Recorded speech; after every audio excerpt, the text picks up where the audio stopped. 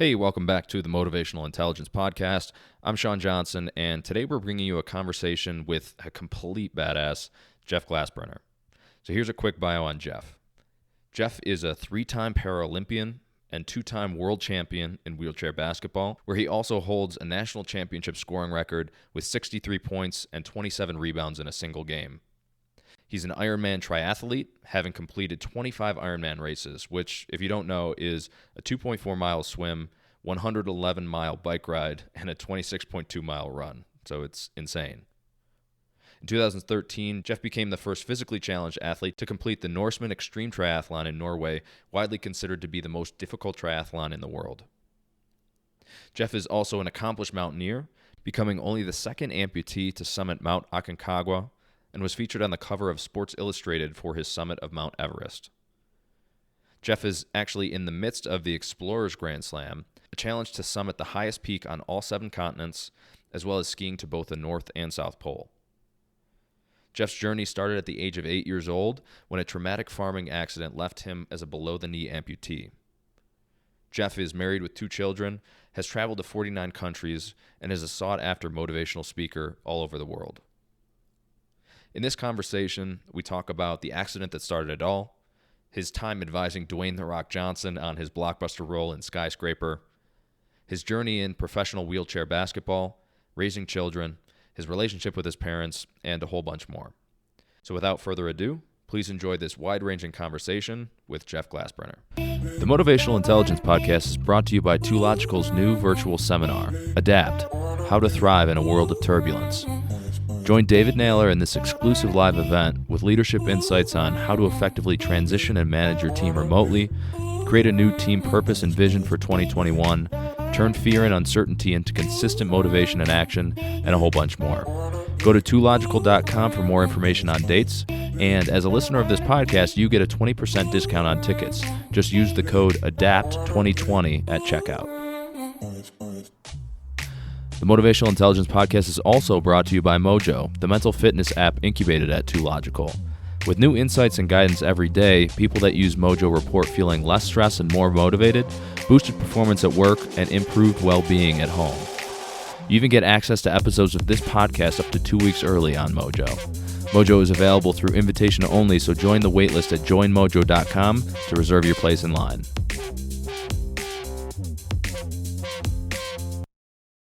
Well, welcome to the show, everybody. The next episode of the Motivational Intelligence Podcast. I've got Sean Johnson here in the studio with me. This is David Naylor, and we have a really phenomenally interesting and accomplished guest with us today. You know, I always like when we're kicking off the podcast to do a little bio or a little profile of the individuals that are going to be sharing the show with us during that day. And the gentleman who's on the show today is actually one of the more challenging people for me to come up with an introduction for, not because he hasn't accomplished anything, but because he's accomplished so much. How do you fit it all in? I know, exactly. So what I decided to do to kick off the show today and introduce our guest is I want to steal an introduction from that somebody else had given for Jeff Glasbrenner. And Jeff, I'm going to do a little, put you on the spot a little bit. I want to see if you can guess who gave you this intro. I imagine you've had a lot of intros, but I think this one will be pretty easy for you. So this man that I want to introduce is the inspiration for my character of Will that I am playing. He's the first American amputee to climb Mount Everest. He's a 3-time Paralympian. He is a world champion wheelchair basketball player. He is, for this character, my greatest inspiration. So allow me to introduce the amazing Jeff Glasbrenner. So Jeff, if you would, do you remember who gave you that introduction? Yeah, that's a pretty easy one. It was Dwayne The Rock Johnson. So that was a pretty awesome introduction and a pretty good moment for sure. Yeah. So tell us a little bit about how you and The Rock came to know one another and how he came to be giving you that introduction. Yeah, so it was kind of weird. I was training to climb Mount Everest, which is the highest point in Europe, which is in Russia. And I was training really hard for it. All of a sudden I received this email And later on, a follow-up phone call saying that there's this actor that would like to meet me, that he's going to be an amputee in this upcoming movie. And I'm like, well, I'm training really hard. I wouldn't have the opportunity to, come there in person, but I'd love to talk to him on the phone. And they're like, no, the actor that wants to meet you is Dwayne The Rock Johnson, and he would like you to come to Vancouver, Canada. I'm like, well, let's make that happen. Yeah, so that was pretty easy for me, that I could spare a couple of days to go up there to Vancouver and hang out with them. But the movie that we're talking about is Skyscraper, and it stars Dwayne, and he is an amputee in this movie. And so they come to learn about me through HBO Real Sports. They did a segment, and DJ actually has a program on there. It's called Ballers. If you haven't seen it, it's pretty cool. Check it out. But they, tossed around my name to DJ, and he said he wanted to meet me and actually get schooled on how to be an amputee. And so I went up there to Vancouver, Canada for 2 days and hung out with him and got to be on set. And if you've seen the movie where he's running from the skyscraper, or actually running from the crane and jumping onto the skyscraper, I actually got to yell action and cut. So that was a pretty cool moment and a great experience. That's cool. That's like an iconic scene too of him. Yeah, so it was really cool. But I also got to be with them when they did the red carpet premiere and stuff. So I got to be there to hang out with him when he was on Good Morning America, and be a part of that after party and all that fun stuff too. What an incredible cool. experience. That's very cool. What was it like walking the red carpet with all the people taking photos and all of that? That would be pretty phenomenal. Yeah, very different. Not the kind of life that maybe I'd want to live, but it was kind of fun for that night for sure. But yeah, just a lot of people asking questions and a lot of people taking pictures, but a really cool experience. My wife got to go with me, and so we kind of had date night there on the red carpet. So it was fun. That's a hell of a date night. That's tough to beat that one. It's hard to top that one. Yeah. I don't know that any of us are going to be able to experience the date night that quite meets that scale.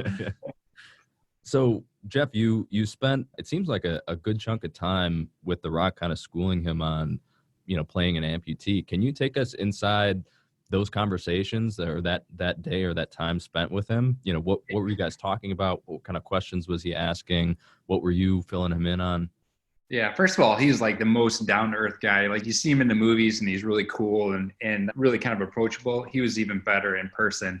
Just a cool person. But he's like 6'6", 275 pounds. I am not. So it's kind of intimidating to stand next to him because he's a big guy, but he's just the most gentle giant you'd ever see. And so, got to hang out with him. He asked a whole bunch of different questions about, what it's like to be an amputee. And, he wanted to make sure his limp was right because, as perfect as I think my walk is, I still have a little limp.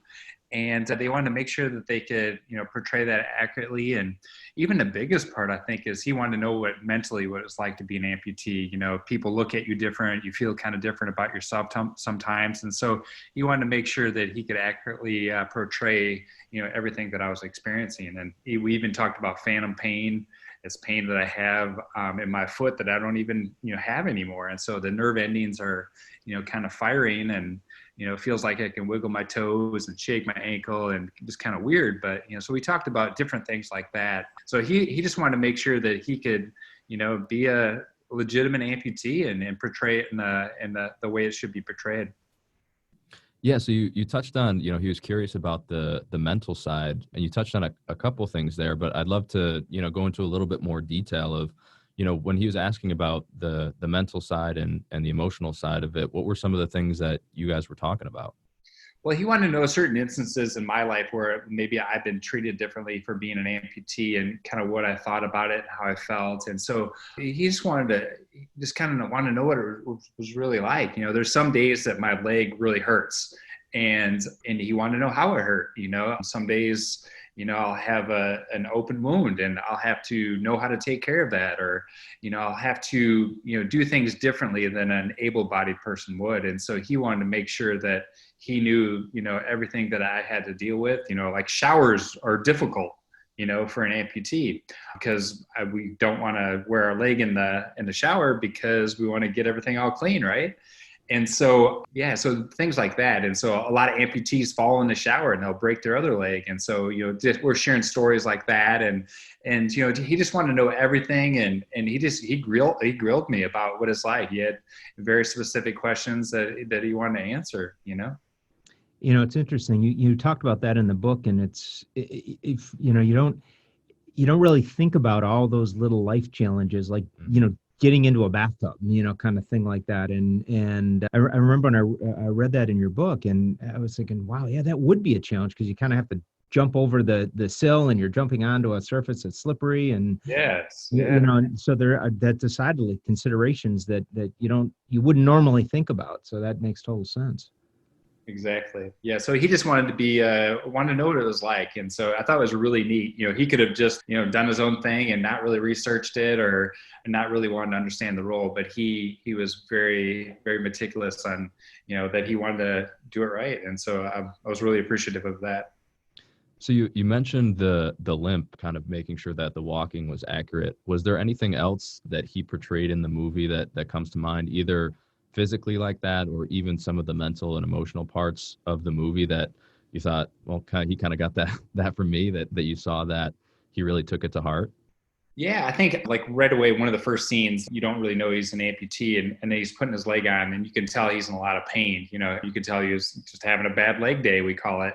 And so it was kind of cool. He mentioned that, and he and his wife just kind of looked at each other and like, all right, this is what we're going to deal with. And, and so it's kind of, it was really neat to see him, nail that role and nail that part. And yeah, and the run and the limp was spot on. And so, I get to yell action and cut, and I gave him a big compliment right after that, because he did perfectly.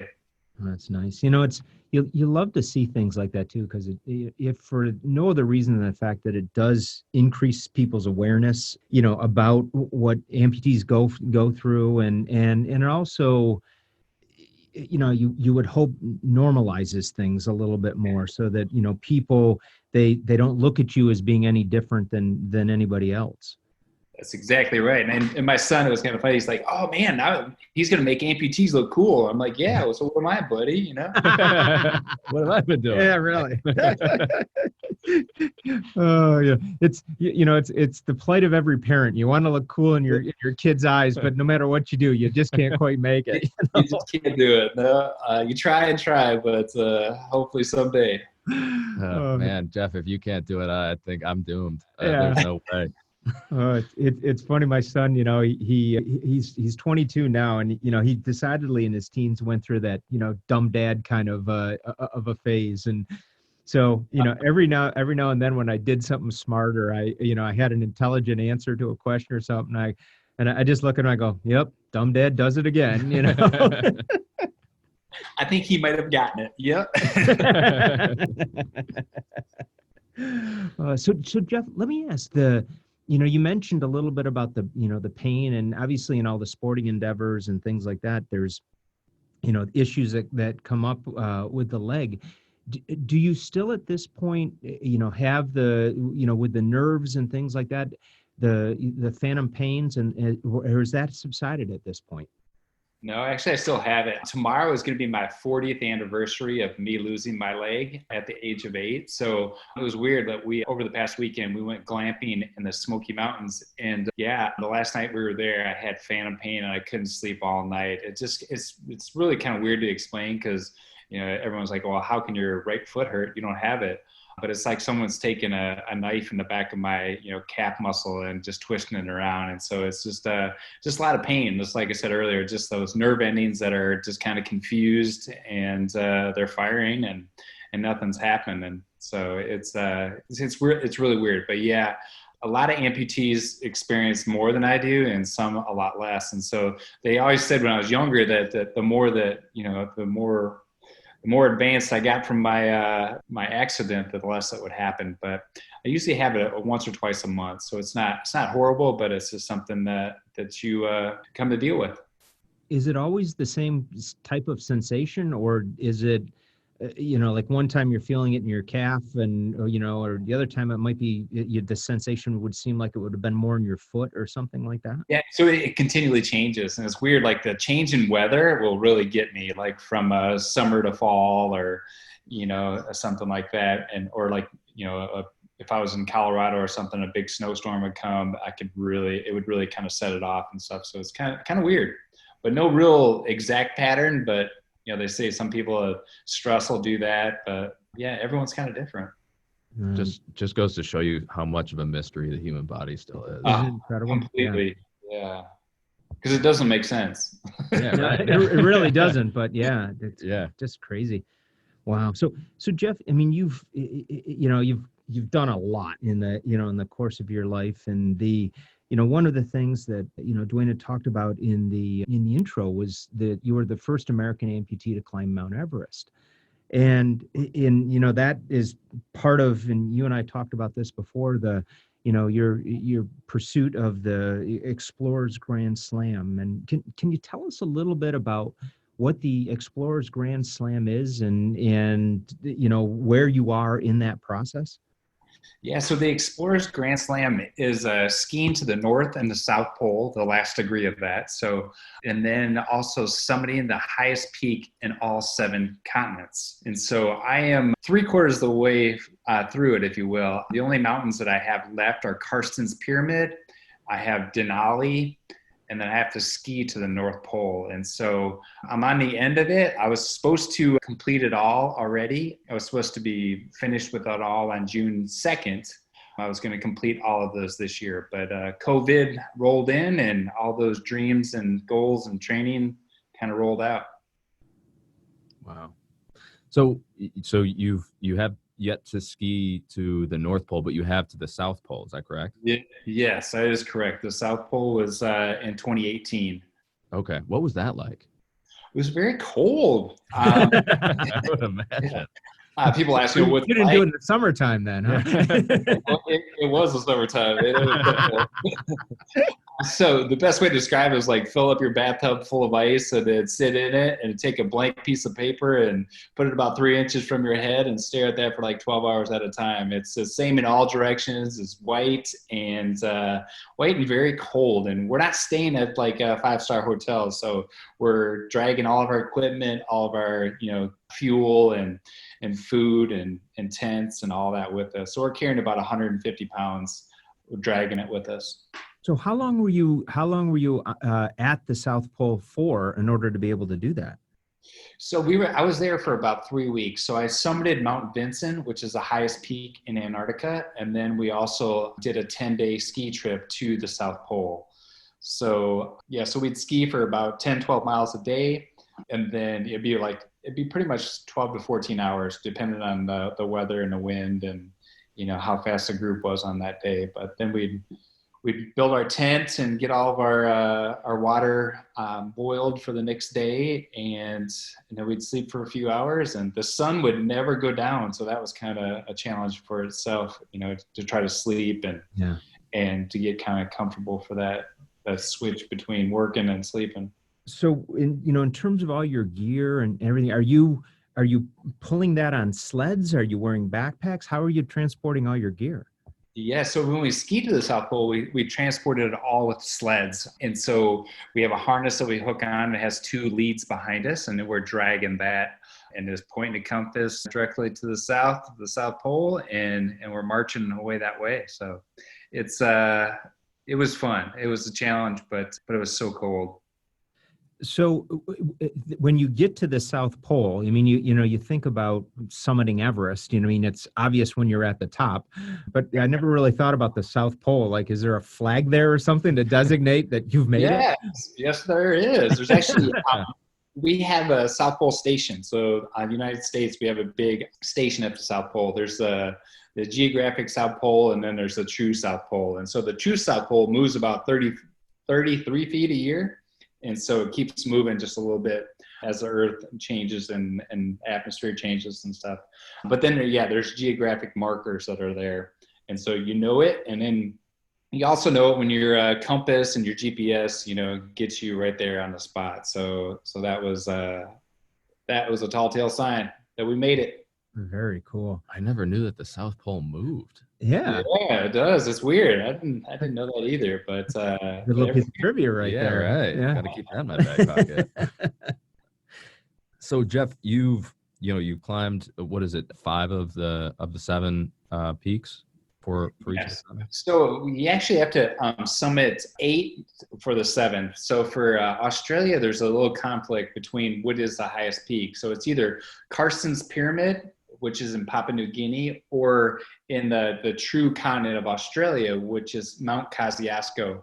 And the Mount Kosciuszko is pretty much just a day hike. It's only about 4,000 feet of elevation. I think it's 7,000 feet of elevation. So I went there and actually climbed with my son. And so I did that with him. And so that was a lot of fun. So of all the peaks, Jeff, I mean, obviously Everest is it's kind of the granddaddy or the most famous of them. Yes. Was Everest also, was that the most challenging, and involved of the mountains that you climbed? Yes, by far. So I just didn't really know what to prepare for it. And so that was my second of the 7 summits. And so my first one was Aconcagua in South America. And, training and staying there for Aconcagua, that was actually my first time sleeping in a tent. And so I had to learn a lot. I always figured if you have a dream and a goal, you just find the details and then go try to accomplish it. And so for me not sleeping in a tent was just a detail. And so I just had to surround myself with the right people that I could learn and grow from there. So how long after you climbed Aconcagua did you do Everest? So 1 year later. Oh, so that really isn't all that long of a period of time. Well, yeah, and even, there's a line here from the cover story that Sports Illustrated did on you, and it was 2 months later, he was in Ecuador to scale Aconcagua at 22,838 feet, the highest point in the Western Hemisphere. How steep was his learning curve, which you just mentioned? Well, for one thing, he says, I'd never slept in a tent before. And this was 2 months after what? Can you fill in that? Yes, yeah, so 2 months after I climbed my first Mount Everest, and that was the Grand Tetons. And so it's a pretty technical climb at just under 14,000 feet. And so it was kind of weird how I got introduced to all of this is, my daughter has a seizure disorder. And so we went and climbed at this disabled climbing clinic. And so we were there for like 2 hours climbing and with her seizures, if she does something new, she won't have as many seizures. And so we're climbing away and having fun. And then after the 2-hour class, the guy comes and thanks us for coming and being a part of it. And he goes, we've been training all year to climb the Grand Tetons. And he goes, we had a teammate fall and break a leg last week. And so he goes, we have a spot available. He goes, we know you've never climbed before, but we know you're in good shape, but we can see it. And he goes, would you want to join us? And I'm never one for turning down an opportunity. And so 2 days later, we went to the climb to Grand Tetons. And it was so cool just being a part of, a team and learning something new. And then finally standing on the top that, 2 months later, I had to go and kind of test my limits and spend that night in a tent. Wow. So was it when you were climbing Grand Teton? I mean, obviously you're an athlete, you're in great shape. So physically, was it challenging to do with the elevation side and things like that? Or was it fairly straightforward? For me, it was fairly straightforward. I really do well at altitude. So does my sister. And so I don't know if it's genetic a little bit or just that we're in decent shape. But for me, it was being around the people that, hey, all right, you're gonna experience some different things at altitude. Like your respiration rate's gonna change on you quite a bit. It's gonna feel harder than what it is. And so for me, it was just being around the right people to tell me, hey, this is what you should expect, and it's okay. And so it was just kind of having that trust built up and then pushing my limits. And so at that point, I had done 25 Ironmans. And so I'd been in really good shape. And so a lot of people have a hard time with just like the walking of it or the carrying the heavy pack. And so that wasn't the part that I needed to learn. The part I needed to learn is all the skills, all the technical skills to be able to climb that. Yeah. And then 2 months later, you're in South America climbing Aconcagua? Yeah, it was pretty amazing. So I was supposed to climb with a private guide from Colorado. And a couple days before I was supposed to go, my guide's husband fell and broke his leg in an avalanche. And she said she couldn't go. And so she's like, well, let's just climb again next year. And I'm like, well, I already got the kids taken care of. I got permission from my wife, there's no way I'm not going. And so I got online and I found this group that was going to climb Aconcagua at the same time that I was going to be there. And so I joined their group and, paid the fee and all that stuff. And we show up and it's 5 ladies and myself. And so I got to kind of become friends with the guide and stuff. And I'm like, who you most worried about, the amputee or the 5 ladies? He goes, you for sure, the amputee. And because he had never seen that before or experienced it. So he was like, yeah, no, this is a no. I know I can get the ladies to the top, but I'm worried about, so it was kind of fun. So now, we had a lady, Jen Andrews, on the podcast last year. Yeah, and she's also, and she's also an amputee, and she talked to us about the different legs for, doing different activities and things like that. So I'm assuming there has to be a special leg that you use for climbing, correct? There is. There's special legs for everything that we do. And so like someone said, why do you need so many legs? I'm like, well, you have dress shoes, you have tennis shoes, you have climbing shoes. I need that in a different way. And so actually I have 11 different legs. Wow. And so actually 10. I lost one in Bali surfing. So that's another story. But I last year lost a leg surfing. I hit a wave and got knocked in and my leg popped off. And I couldn't find it. So I have different legs for different activities. So I have a climbing leg. I have an Everest leg that was made just for climbing Mount Everest. I have a ski to the North Pole and South Pole leg, a rock climbing leg, a couple running legs, cycling leg, and a few everyday legs. So I'm lucky. Wow. So you did have a surfing leg too? Who would have thought? A water leg, yeah. So one that can go in the water, and so it was an old leg that I kind of retrofitted to be able to go in the water. And yeah, I hit a nice little wave and kind of ate it and hit it so hard that when I hit the board, my leg popped off. There's a release button, and I think I accidentally popped the release button, and it went bye-bye. So how did a guy from the Midwest pick up surfing? Oh, an opportunity, anytime you go to Hawaii or Bali, or I've skied, or I've actually surfed in Australia as well. So yeah, I like to think that I would like to try anything, especially sports wise. I feel like that if I'm in good enough shape and, surround myself with the right people, that I should be able to do anything. Yeah. Surfing's it's a poetic sport. I had an opportunity years ago. I was actually in Hawaii on business, and one of the guys I was traveling with lives down in Cocoa Beach, which is a big surf down in Florida, and he's an avid surfer. So he agreed to take myself and another guy out, and he was going to teach us how to surf. So we went to a little surf shop that was there, and we rented some boards, and he gets this little Ferrari-like board, and he picks 2 boards out for us, and they're like battleship boards, they're huge. The minivan, right? Yeah, totally. And I'm like, I want a Ferrari board. And he's like, you can't do a Ferrari board, You can't handle it. Yeah, you can't handle it. And so we get down to the water in the morning, and he pulls out some wax, and he's waxing up the surfboard. And I'm like, what do you got to do that for? And he says, well, you do it so you can get grip on the board, when it's wet. And so I'm like, oh, okay. So he tosses me the wax, and I'm like, okay, well, obviously this is important. So I put probably a 1/2 inch of wax on the board, and then he picks up his board and he goes running out into the water, and he jumps on it and he paddles out. And next thing I know, he's like a 1/4 mile out in the water. So I pick up my battleship board and I go running out, and I drop it in the water, and I jump on it, and I'm paddling, and my back's burning, and I'm like, this is hard, and I turn around and I'm like 10 feet from the shore. So I finally get out to where the water started to break, and he's kind of showing us how to pop up on the board and how to do all of those kind of things. So we were out for maybe about an hour or so, and we go back and we're in the hotel, and we all went to our respective rooms, and I'm just about to get in the shower, and the guy, one of the other guys who was with me, who also had never surfed before, my phone rings in the hotel room, and he goes, you get in the shower yet? And I go, no. And he goes, all right. He goes, call me after you take a shower. And I go, okay. So I get into the shower, and as soon as the water hit my chest, I started to scream. And I looked down, and I had basically bikini waxed the whole front of my body with, and just stung like crazy. So that was my one surfing experience, not nowhere near as glamorous as losing my leg in Bali, Yeah, I even had a wanted poster for it for a couple days up. So it didn't show up though. Didn't show up. That stuff. Yeah, I think my first surfing experience, I actually got stung by a stingray. Oh, wow. Ooh.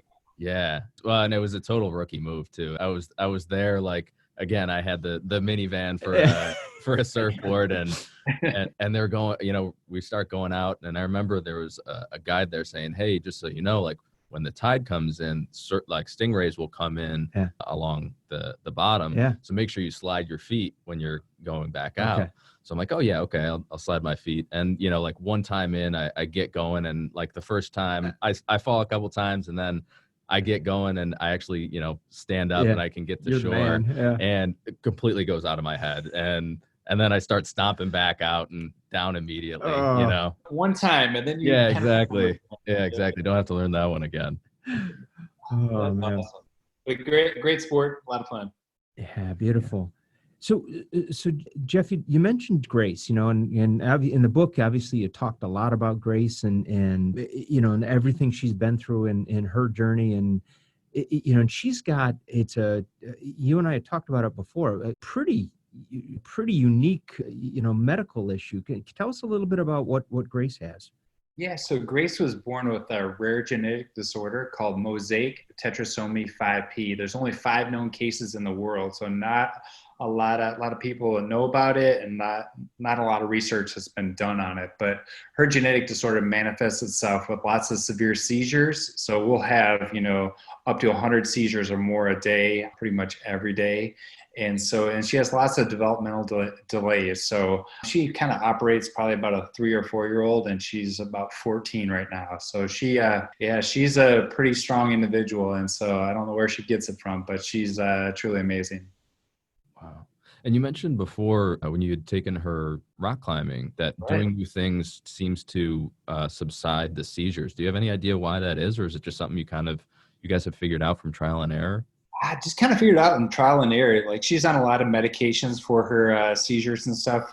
So we're trying to do everything we can that way. But we've also just found out, like, if we just keep her super, super active and with those new things, I don't know if your brain is like engaged in a different way if it's learning something new, but hers definitely does. And so when we went rock climbing, for 2 hours, she never had a seizure. And so that was a slice of heaven for those 2 hours and stuff. So, but the more that she does it, the more that her brain learns it, the seizures come back. And so then we have to come up with a new activity. And so now we've pretty much done it all. So we are kind of going back to ground one and starting all over again.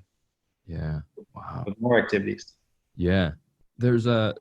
So Jeff, there's a paragraph in your book that I like to quote. It says, "I'm a big believer that everything happens for a reason. I believe that pretty much everything and everyone we encounter is by design. My accident, while horrible at the time, made me a better person. It opened my eyes to a different life. It made me do more with less. It gave me opportunities I never thought were possible." You wrote this in the context of telling the story of Grace at the Mayo Clinic. Can you give us a little context of why she was there and why you wrote this particular part around that story?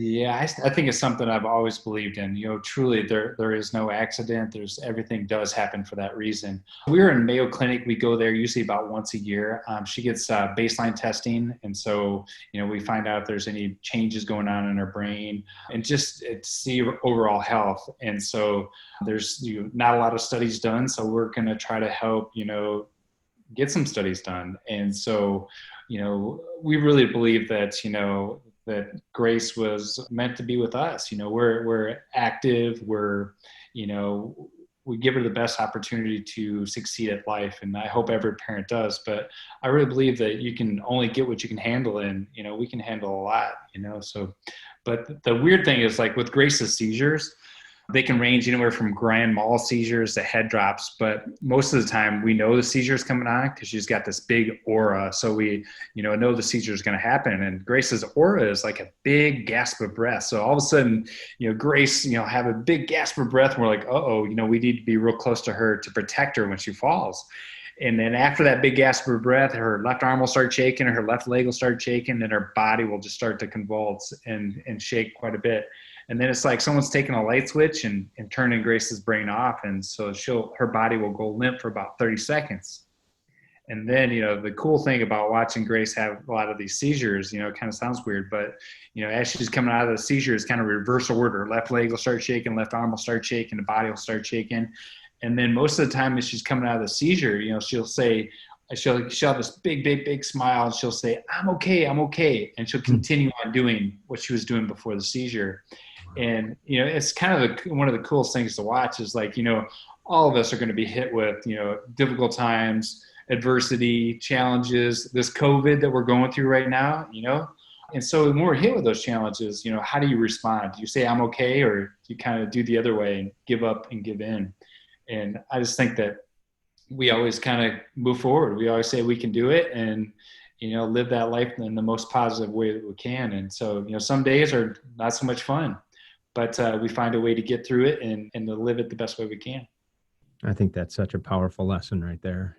So many people, they move through life, and whether they realize it or not, they kind of live in that victim space where, everything is happening to them, and they just kind of take on that sense of powerlessness and the attitude that comes with it. And, and they give up all the control that they have in their life. And, you said it really well, Jeff, that, we're not thrown anything that we can't handle, but if you approach it with the wrong attitude, then it'll destroy you. Exactly. Yeah. Yeah. And so I think a lot of people take that negative approach, look at somebody else and see, they have this or have that. Why don't I have this or that?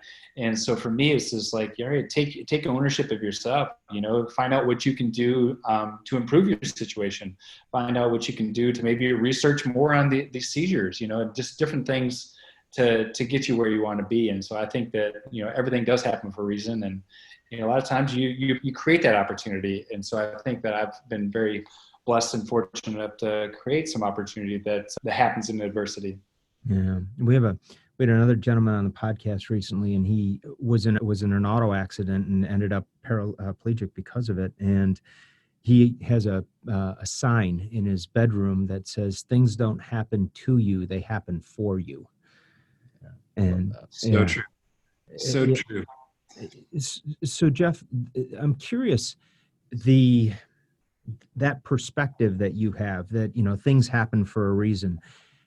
Do you think that was something that was instilled in you by your parents before the accident? Or do you think that's something that you kind of learned as an outcome of your accident? Well, I think it was probably both. My parents were, from the Midwest, hardworking. My mom was a school teacher. My dad worked at John Deere, and then we were farmers. And so I think just growing up on a farm, that you have to deal with challenges, you have to deal with adversity, you have to kind of think on your own because every day is kind of different. And, my parents were tough love. There was no excuse why you didn't do something. You just found a way to get it done. And so, my dad was that way. Even when I played basketball, I'd score 50 points and dad would say, yeah, but you missed 3 layups. And so, it was kind of that tough love. It's like, all right, you could have done this, but you also could have done that. And so I just think that mindset, I would just get a new leg and I didn't like it. And my dad's like, you got to deal with it. We just paid a lot of money for this leg. You're going to walk with it. And so it was kind of that mindset of like, you persevere and you find a way through it. Yeah. I remember years ago, I met a gentleman, Gus Fernandez, and he had a quote that's always stuck with me. In fact, I repeated it to my son yesterday, that, in life you can make excuses or you can make yourself successful, but you can't make both. Yeah, exactly. So my dad always, he'd always have little sayings and stuff like that as well. And so my dad had this one saying, I was having a hard time dealing with my disability when I was 12 years old and kind of what other people thought of me. He kind of took me aside and he's like, son, You can either choose to be pitiful or you can choose to be powerful, but you can't be both. And so I just remember having a really hard time when I was climbing Everest. And I remember that being a big motivator of, kind of get your butt in gear and, be a winner, be that champion that you want to be. Wow. Yeah. So, we've touched on it a couple of times, but Jeff, if you could, can you, share the story for people that don't know of your accident? Yeah. So actually tomorrow will be my 40th anniversary. So on July 30th, 1980, I was helping my dad out on a farm. And so like most farm boys, I was a shadow of him. So whatever he did, I tagged along, helped out, and got in the way in every way that I could. And so we had the task of going out into the hayfield and cutting some hay. And so something I'd done with him hundreds of times before, it felt like, we got out to the hayfield and started cutting some hay, and all of a sudden we hit a rock. And so we have lots of rocks, and Dad turned off the tractor and he asked me to go do my usual. And so he turned off the tractor. I got off of my safe spot where I was standing. I walked around the tractor. I removed the rock and removed all the extra alfalfa from the mower. Then I went to get back onto my safe spot where I was standing, and Dad turned on the machine right before I got there. In a split second, my life had changed forever. My pant leg became entangled on the power takeoff. It's on the back of the tractor. It spins really fast, very powerful, and very unforgiving. Another way to describe what took place that day was like the tractor was a large pencil sharpener and my leg was a pencil. So it kind of ground it off and just kind of changed it forever. And I remember laying there on the ground, just being completely confused of what just happened. I remember looking down at my leg and I could just see bones sticking out, just where moments earlier, I had my whole leg. I was normal. Then I also remember looking to my right and I could see my shoe about 10 feet away, with my foot still in it. And so luckily Dad, quickly seeing what happened, turned off the tractor, kind of picked me up and then later, applied a human hand tourniquet. And the doctors said that act, probably saved my life because of all the blood loss that was going on. Wow. Jeez. And so, you said you grew up in Wisconsin. So were you close to a hospital and medical care, or just, getting the level of care you needed had to be a challenge? Yeah, it was. So we lived about 4 miles away from the hospital. So my dad, quickly took me to the neighbor's house, and then they loaded me in his car. And then they took us to Boscobel, Wisconsin, which is my hometown. And then they gave me some more ice, and they decided they couldn't help me any further, like the care that I needed. And so then they didn't really have med flight back then. So I had to take a 70-mile trip to Madison, Wisconsin. Mm-hmm. And so it was weird. It's a small town. So my uncle was actually the driver of my ambulance. So that was kind of cool too, I think. But he just recalls I wanted to sit up and watch, the river road as we went by, and like hold me down and putting blood in me and all that fun stuff. But this is stuff that you remember going through as a kid. But yeah, I went to Madison and I had to spend 47 days of my life. My heart had stopped beating on a couple different occasions. So they had to jumpstart me back to life. I had 13 different operations to rid my body of all those infections. So it was a touch and go battle for 47 days. So what was it like for those 47 days? Were you conscious a lot of the time, or was it sounds like you're having a lot of surgeries, a lot of treatment. When did the dust kind of settle and you maybe grasp what had happened?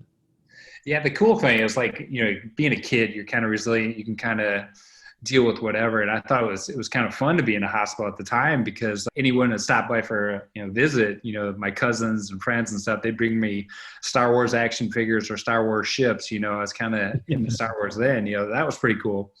But yeah, I think the big part of my reality kind of didn't set in until I went home. And when I went home, everything was different. I didn't have my leg. I didn't have my normal life, and so kind of went through a couple months of not feeling so good about myself and feeling kind of sorry for myself and thinking about all the things that I couldn't do. And so it's a really hard time. So how did, and it's funny, I'm thinking of, Sean, you and I spoke with John O'Leary, who was pretty severely burned as a child and had lost all of his fingers, if I remember the story right. And he came home after being in the hospital for a long time, and they were sitting at the dinner table, and they were one of his, I think his siblings or something was feeding him, and his mom said, no, stop that. He's got to feed himself. And he told a story about how angry he was at his mother for, because he's like, I can't feed myself. I don't have fingers, and she just, was adamant that, you have to be you have to be self-sufficient. So how did you break out or break away from that, kind of, I don't have legs like all the little, little kids. Right. I can't run. I can't, that's a heavy thing to carry as a child. How did you get past that? Well, my mom, it's almost like you're the other person that you interviewed. That mom was incredible as well. So I had a really tough, mom and my story, my changing moment for me when I was kind of negative until when I was changed to the positive side of life, I guess. I was sitting in the living room, after a bad day, the day before, kind of feeling sorry for myself. I'm watching TV, flipping through, both of the stations that we had back then, not the 500 or 600 that we get today, but I remember just, barking an order like I normally did. Hey, Mom, give me a Coke. And so she shows up and she's like, this is the last Coke. And I'm like, well, can't you just go to town and get some more Coke this afternoon? And she goes, no, you don't understand. We have plenty of Cokes. This is the last Coke I'm going to give you. For now on, you're going to start doing things on your own and for yourself. And, she just told me that I was no different than anyone else except for my negative attitude. And she said that was going to change. And so true to her word, she provided that tough love, and she never did anything extra special for me that she wouldn't do for my brothers or sisters or anyone else. And so I think that was really kind of a big turning point for me in my life. I was lucky to have, when I was in the hospital, I had this nurse that was really incredible. She took my mom aside right before I left, and she goes, the biggest enemy of a kid with a disability are their parents. They can either choose to do things for them, or they can choose to let them be independent. And so I was very, very lucky that my mom kind of heeded that advice and kind of made me independent, kind of almost from the beginning. But yeah, like you said, being the only kid that was different was really, really hard growing up in school. And so, I was picked on and teased, for being different. I was tripped in the hallways. And so we kind of had to develop that tough skin. And I remember always getting my legs made with cosmetic covers to make them look more real, even though they didn't. And I remember wearing pants at all costs. I tried to do anything and everything that I could to kind of blend in and be like everyone else, but I never really kind of could do that. But now it's kind of a flip script for me. I wear shorts whenever I can. I do not get my legs with cosmetic covers. The only thing that I feel that adds is just extra weight. And you know what? I don't need to carry around extra weight each and every step I take for having someone else to feel more comfortable about being around me. So if a person doesn't like me because I'm disabled or different, you know what? I'm probably better off without that person in my life anyway. And so it was just kind of that shift in mindset. Is like when I was young, I tried to want to, fit in, and now I kind of, don't mind standing out. Yeah. Well, I mean, the teen years are so tough, in the best of situations for, kids. You're dealing with all the hormones and all of those kind of things. And, we're all different in some regard, in our own mind. Yes. And, so it's so hard to navigate your way through that. When do you think the switch came, Jeff, when you went from the fact that I need to hide my leg to, it's okay, it doesn't matter? Right. I think that big switch for me is when I went to school at the University of Wisconsin-Whitewater, and then finally learned how to play wheelchair basketball and kind of given an opportunity to do something different, to do a sport that I was always told that I could never, ever play. So, and that's a wonderful story. And it's, you talk about that in the book. There was a lot that I took from the book in that regard. So tell us a little bit about how that all came to be, and a little bit about your early experiences, because it sounded like you might have played a little bit of basketball, before the accident, but really hadn't played at all, obviously, after it. So tell us a little bit about how that came together. Yeah, so I never played any basketball. The doctors told me I couldn't play in any sports whatsoever. And so for me, I was always my sister was an amazing athlete and still is. She scored 37 points in high school. And so I was always there cheering her on. But it wasn't until I went to school at the University of Wisconsin Whitewater that I got that chance. And so it's kind of a small school and kind of spread out. And so I had to do a lot of walking to and from class, and I developed a sore on my leg. And so when I get a sore on my leg, I take my leg off and heal it up as quickly as I can. So like a good student, I'm studying away and I have to go to the restroom, and I'm hopping down the hallway and this kid stops me. He's like, "Man, you're missing your leg." And I'm like, "Yeah, I'm thinking to myself, this guy must've been the valedictorian of his class. He didn't state the obvious, buddy, but I was like, "Yeah, I'm missing my leg. Doctors want me to play sports." And he goes, "Well, I mean, let's go play basketball." And I was like, "No, I can't play. I'm missing my legs." And he goes, "No, I mean wheelchair basketball." And I'm like, "They play basketball in wheelchairs? Never heard of such a thing." And so the weird thing about it is, like, he was an amputee himself, but he was wearing shorts and I couldn't see that he was an amputee. And so the next day he brought me to the practice and I got to see him play wheelchair basketball for the first time. And I get to see how competitive they were. And back in my mind, I'm like, man, maybe if I get good at this, my sister could come watch me play instead of me watching her play. So it just kind of fell in place, so to speak. And so I get to meet my coach. And so he just really kind of became my first mentor in life. He told me that, don't ever let anyone place limitations on you, and even worse, never to place them on yourself. And so, he told me that, if I want to accomplish something, find a way to do it. And so he took me under his wing and taught me the very basics of wheelchair basketball.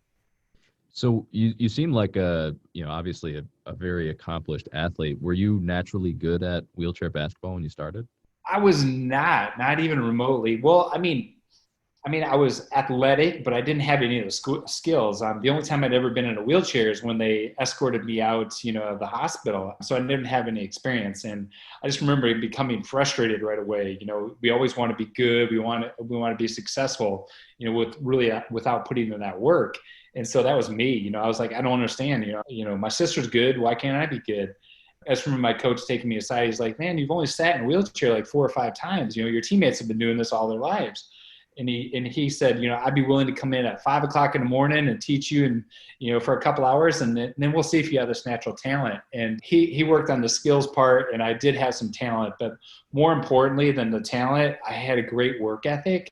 And it was something I learned from my parents and learned from being on the farm. If someone that was really good trained 2 or 3 hours a day, I was going to train 4 or 5 or 6 or 7 hours a day. I was going to do whatever I could to become just as talented as they were. So I wasn't afraid to work hard, and definitely it reaped some big benefits, over time. I think that's such a key point to bring out, because I think so many people, they look at somebody who excels at really anything in life. And, it's so easy to say, well, they excel because it comes easy to them. They excel because, it's just more opportunity. Right. Yeah.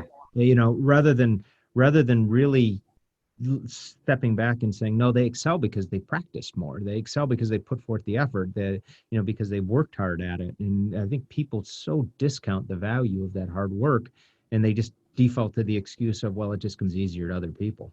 Yeah, exactly. It's easier to blame someone else than to kind of bring your own self up. And so I just call that the mirror check. Is like, if I don't accomplish my goal, I look in the mirror and I know exactly why I didn't accomplish that goal.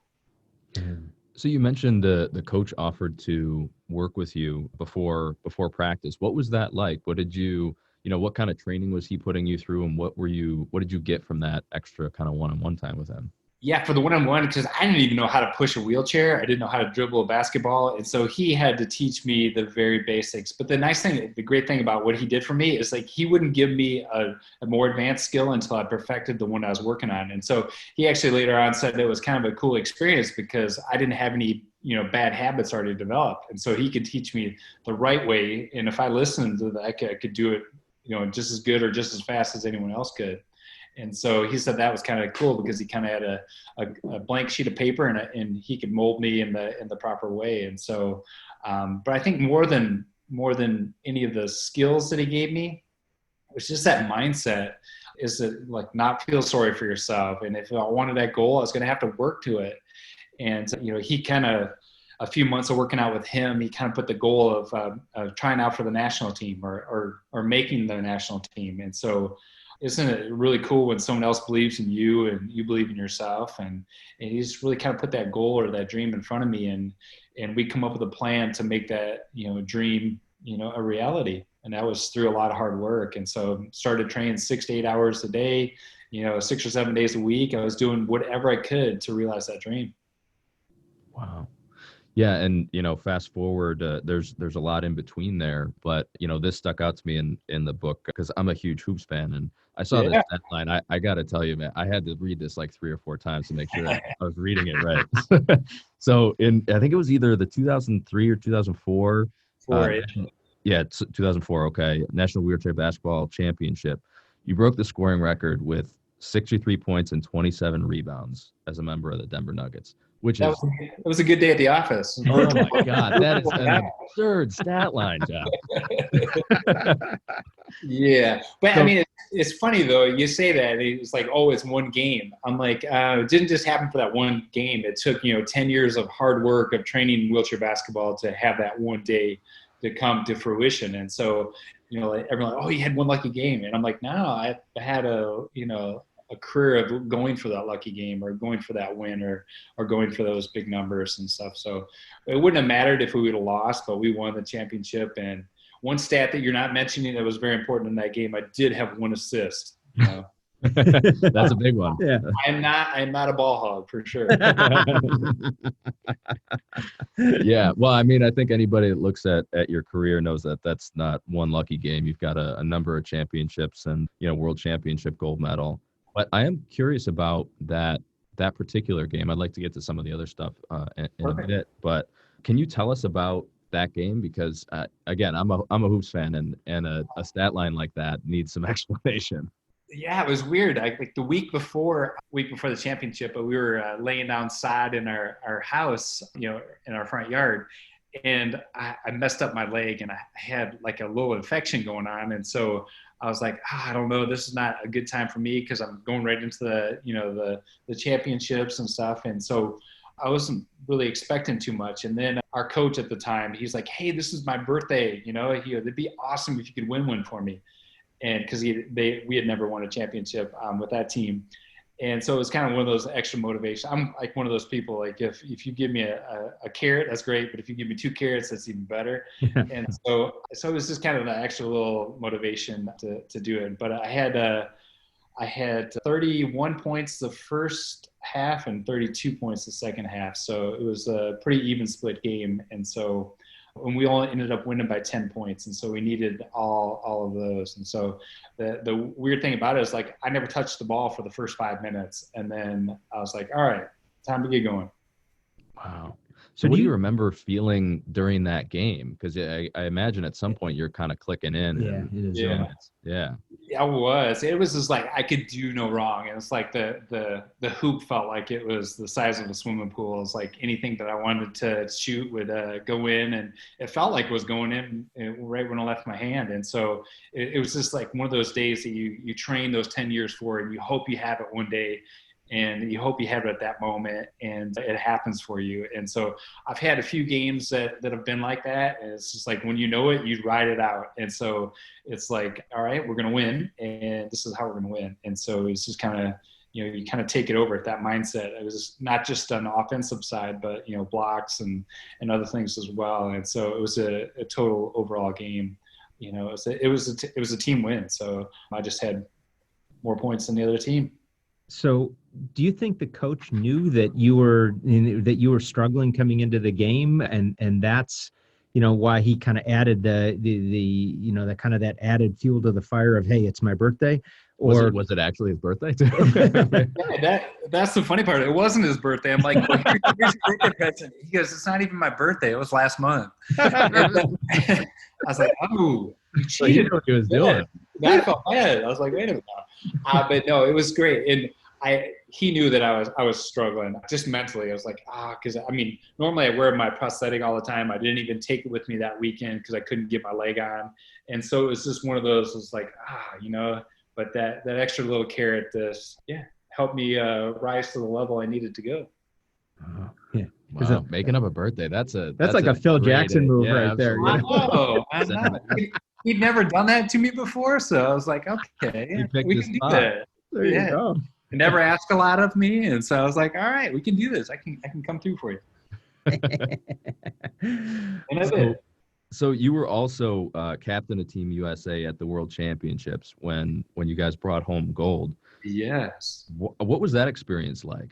It was great because so we won 2 World Championships. So the first one was in Australia. It was my first time playing like in a USA uniform, and so it was really cool. Just there were a good core group of young guys, and then a good core group of more veterans or more advanced guys, so to speak. And so the young guys kind of bonded, and we won that first championship. And then 2 years later, we went to Kitakyushu, Japan, and won another one. And that's when I was the captain of that team then.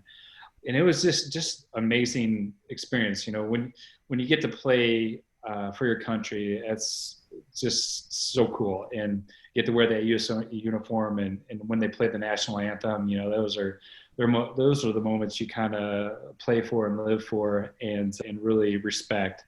And it was really neat to be the captain of that team, and it was even better that we won. Yeah, that's so cool. You know, you see that when you watch, whether it's a World Championships or you watch the Olympics, and that has got to be one of the greatest feelings in the world, to walk out and know that, you know, you are one of the select few that's, you know, been chosen to represent your country. That's awesome.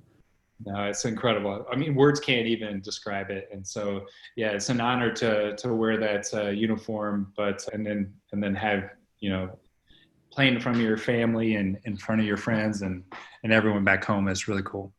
Did you realize the magnitude of that in the moment, or were you so kind of just myopically caught up in, you know, in the game at that stage that you couldn't even really relish the moment, but you know, it was more in hindsight that the magnitude of it hit you?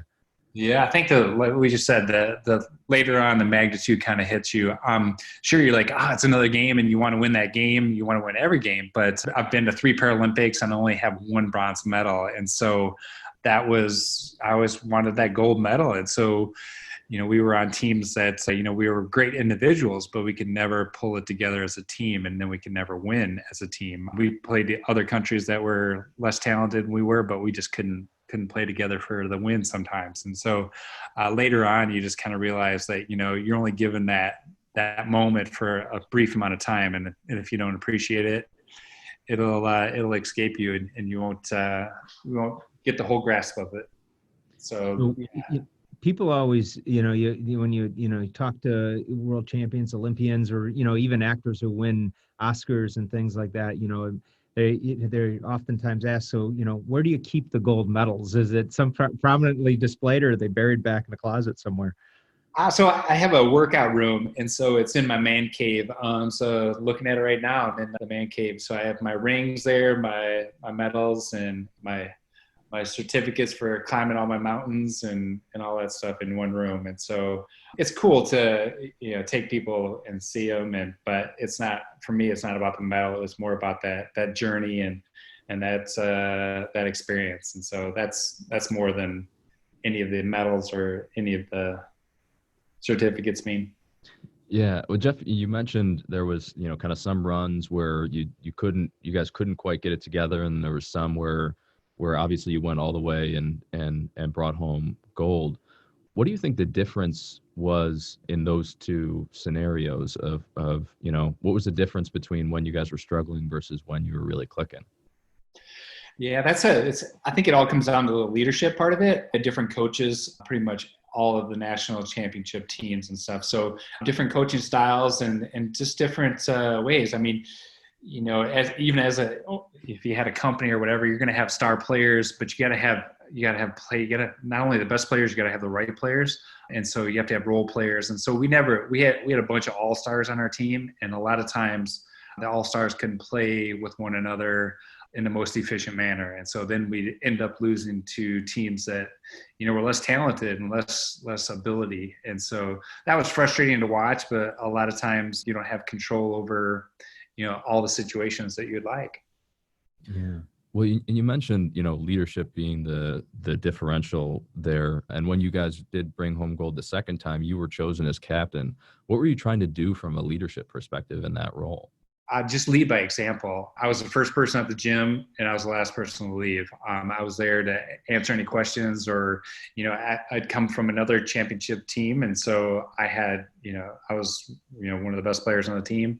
And so I think people respected, not only what I said, but, how I lived my life.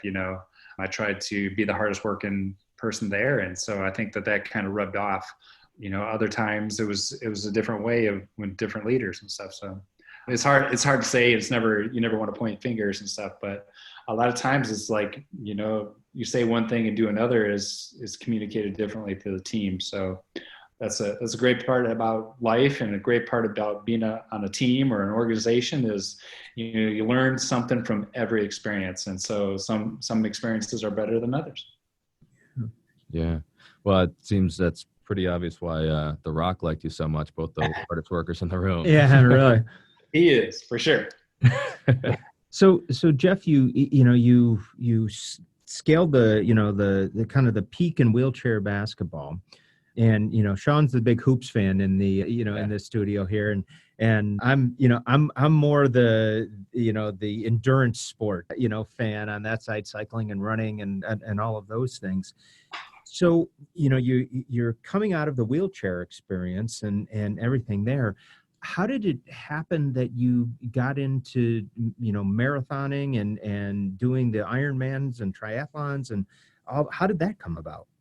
Yeah, so maybe you've seen it too, but I saw the Ironman World Championships, the NBC program that they have every year. Yeah. And I saw that and I'm like, oh, this would be a great place to learn how to run, bike, and swim, because I'd never done that up to that point.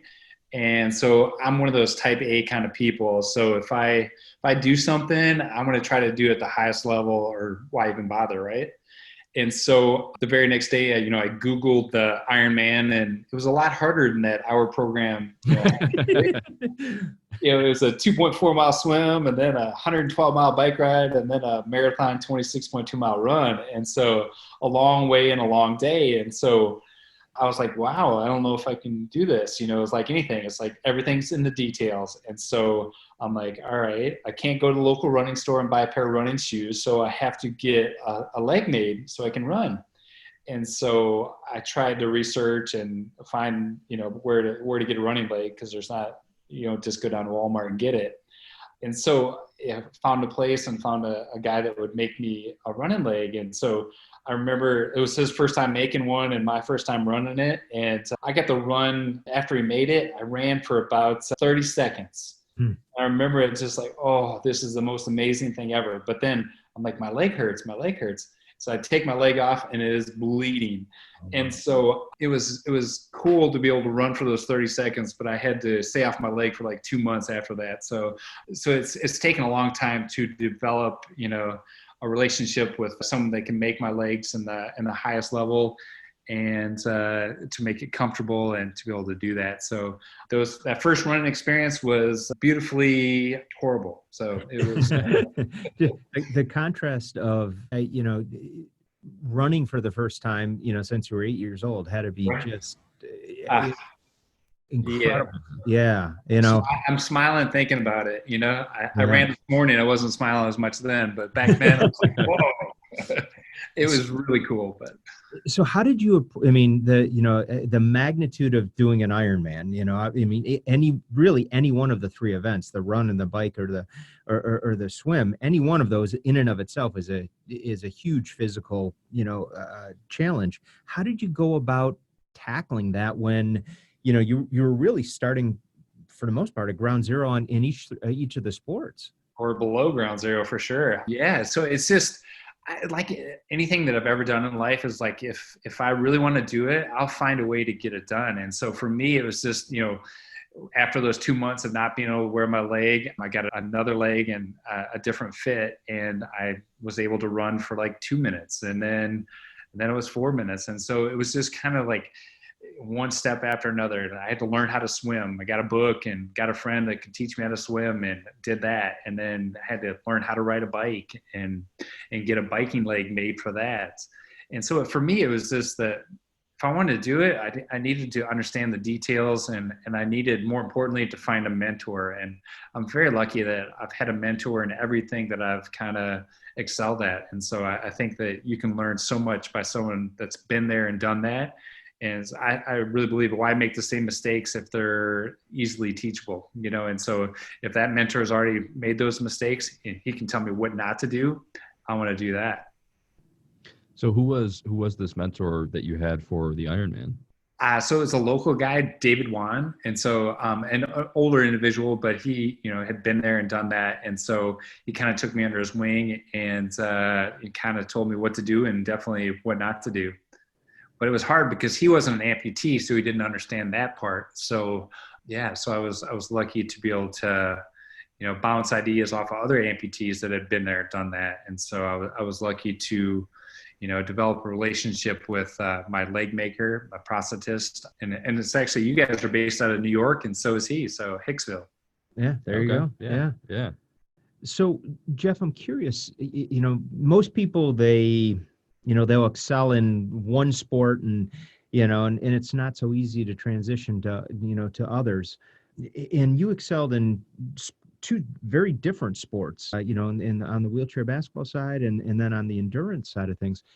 Was there a difference in mentality that was required to, you know, from excelling in the basketball side to, you know, moving to marathons and triathlons? No, I just think it all boils down to work ethic. You know, if I had that goal and I had that desire to become as good as I could become, then it was just going to be put into work, you know, research it, put in the work, and find out the details that I need, and learn the things I need to, and then grind it every single day. And so, like, even today, every pretty much day, I wake up at 4:30 in the morning and I do my workouts then. And so it's just setting that alarm clock and putting in the work. And I really believe that anyone can accomplish anything, but they're going to have to work for it. And so a lot of people think it's just easy and given to them, but it's really not. And so, like you said earlier, people, you know, look at you and like, oh, it's easy for you to have this or to have that. I'm like, well, I don't have this or that, and I can still accomplish anything that I want. Yeah. So how long was the journey from, you know, you're on the couch watching TV, you see the Ironman on NBC. How long is it from that point until you competed in your first one? I think it was about 3 months later. I competed in an Olympic distance race, and so it's smaller distance than the Ironman. So I remember doing that. I was so rookie new at it. I ran the first mile of my run in my bike helmet. And so not proud about that moment, but my wife's got some good pictures for it. But yeah, so for me, it was just like, you know, set my goal, find my race, and then put in the work for it. And so that was the easy part. It was just, for me, is if I need to find something I'm passionate about, and then I can go into it fully. Yeah. So, you know, to that point, you've kind of set your sights on a number of different things and shot really high for it. How have you picked it, and maybe why have you picked those particular things? Is it more just the challenge of it that you like pushing yourself? Or was it the process or the specific sports? Yeah, I think it's a lot to do with the opportunity. You know, I was always told I couldn't play sports, and then I was, you know, I was recruited hopping to the bathroom, you know, and so that was an opportunity. And I saw how much fun and how competitive the wheelchair basketball was. I loved it and developed that fully. And then I was given an opportunity to run. And I remember getting a sponsor to pay for my first running leg. And so that's the only way I could afford it. And because these things are expensive. And so I got that opportunity, and then I wanted to develop that fully. And so after that, Grace and I did that climbing center, and I got an opportunity. And so, but with any opportunity, you can either say yay or nay. And so I'm usually one for saying, yeah, let's try it. And then once I try it, I'm like, yeah, I could do that, or yeah, that wasn't for me. And then I go in that direction. So were there any that you tried out that you kind of decided weren't for you? Not yet. Fishing is on the fence with me now during COVID. My son like loves fishing, and I didn't know anything about it up until like March. And then he's like, "Well, let's get a boat. Let's learn how to fish." And so we have a small little bass boat, and so we're fishing. We even went out fishing this morning, and so it's one of those love-hate ones. You know, you catch a fish, you're like, I love it. You get skunked, and you don't catch anything, and you're like, I don't know about this. And so that might be on the fence for me, this fishing thing, but it's a lot of fun. So.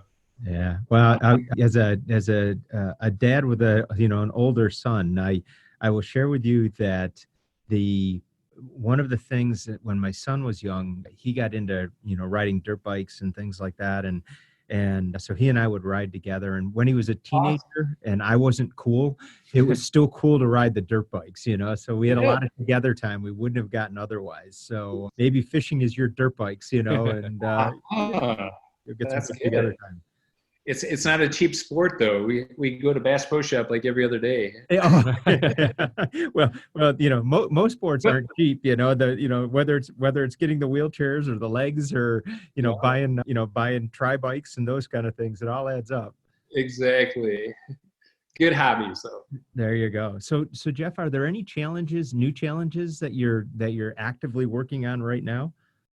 So for me, it's just trying to finish the challenge that I'm on, and that's the Explorers Grand Slam. And so, I want to finish that. I'm not thinking about doing anything else until I accomplish that goal. And so, I get asked that question, what's next? And I'm just like, well, there's always space exploration. It could be the first amputee in space. That'd be pretty cool. But, I don't know. And so for me, it's like there'll be another opportunity that comes my way. And so when that opportunity comes, I'll see it and then I'll go into it full force like I do everything else. And so, there's so many other opportunities that I've had too. I got to compete in the American Ninja Warrior. And so there's just different things that, that have been presented and I've kind of gone with it and developed it as much as I could.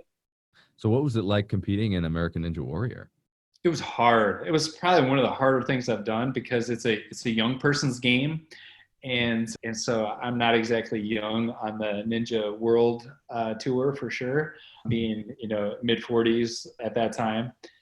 And yeah, so they tell you, you apply for the American Ninja Warrior in January. They tell you like 3 weeks before your show that you got selected. So all of a sudden I'm getting this phone call from the producer to like, yeah, we've selected you and, time to get training. And so me being me, go all into it, met and befriended, some of the top ninjas. We were living in Golden, Colorado at the time. And so I met and befriended Jake Murray and Brian Arnold and Megan Martin. And so I got to train with them. And so me being me, going full into it. In those 3 weeks, I went to the emergency room twice and the urgent care room once. And so that was pretty painful. So I messed up my right shoulder pretty bad. And so right before the competition, I could barely lift up my arm. And so I only made it through the second obstacle before I took a plunge in that cold water. But it was really cool, different experience because it was something I'd never done before. I mean, all of those skills, are definitely learned, and I didn't have enough time to fully develop that. But the cool part about it is it's my son's favorite show. And so he said, Dad, we get to go, we get to hang out with all the cool ninjas and train with them. So he would go with me. And so I was like, yeah, I'm a cool ninja too, And so, so it was cool. It's just an opportunity that presented itself and I took advantage of it. That's very cool. Very cool. Well, if you do set your sights on, doing some space exploration or something, we're definitely going to have you back for a round two. Yeah, that'd even be a better view than Everest. I would think so. So, Jeff, I want to be respectful of your time, but before we wrap up, if there was one thing that you wanted people to remember from this conversation, what would that be? Have self-confidence. I think when I was young, I didn't have that self-confidence. I thought that, that the world was too big for me. I think now that I've realized that, that especially in the times where we're in now with the COVID, it's like every single thing, it seems like it's a negative. It's almost like climbing Mount Everest, take 2 steps forward and 1 step back. And so for me, it's just having that self-confidence in yourself, and take a look in that mirror, thinking to yourself, am I doing everything that I can do to be my best self? And so I think a lot of people, just blame other people for their situation that they're in. And so for me, it's if you can, look in yourself in the mirror and be proud of yourself. It doesn't matter if you climb Mount Everest or play wheelchair basketball or do anything like that. And so I think that's what you can do, is just have that self-confidence and that belief in yourself that you can really do anything you want. Yeah, I think that's so true that, we so many people, they beat themselves up rather than build themselves up. And, and it's amazing what we can accomplish if we just give ourselves permission to. Exactly. I mean, that's it. Truly, there are no limits. And I think that's part of the reason why I do some of the stuff that I want to do, is because I want to prove that, I can do so much more than my disability tells me that I can. And so I think all of us have, kind of a disability within us. You can see mine, but we all have something that we're challenged about. And so it's just getting out of our own way and accomplishing those goals that we want to accomplish. Yeah. Well, I think you've done such a great job of setting that example. So thank you for that. And Jeff, thanks for spending some time with us. We really appreciate it. Thank you guys. The Motivational Intelligence Podcast is brought to you by 2Logical's new virtual seminar, Adapt: How to Thrive in a World of Turbulence.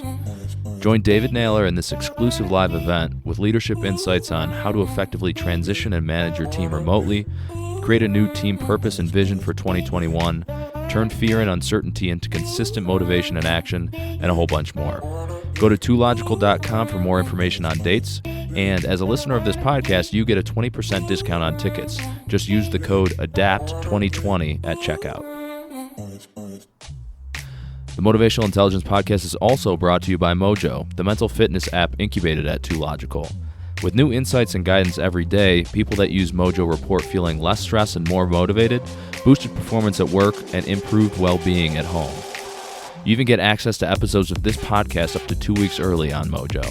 Mojo is available through invitation only, so join the waitlist at joinmojo.com to reserve your place in line.